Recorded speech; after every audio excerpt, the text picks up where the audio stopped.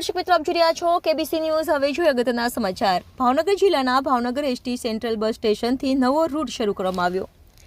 ST depot Bhavnagar દ્વારા આજ રોજ તારીખ 10/1/2025 ભાવનગરથી ઉના એક્સપ્રેસનો નવો રૂટ ચાલુ કરવામાં આવેલ છે, જે ભાવનગરથી સવારે 9:30 કલાકે ઉપડી ઉના ખાતે જશે। એસટી વિભાગીય નિયામક શ્રી ફિલ વાઇકર સાહેબના માર્ગદર્શન મુજબ ડેપો મેનેજર શ્રી સંદીપભાઈ સુથાર સાહેબના નેતૃત્વમાં અને કામદાર આગેવાન ભારતીય મજદૂર સંઘના ભાવનગર વિભાગના પ્રમુખ પ્રહલાદસિંહજી ગોહિલ, દિલીપભાઈ શિયાળ, સંજયભાઈ લશ્કરી, અશોકભાઈ તેમજ અન્ય કર્મચારીઓ, આગેવાનો અને મુસાફર જનતાની હાજરીમાં ભાવનગરથી ઉના રૂટ શરૂ કરવામાં આવ્યો હતો।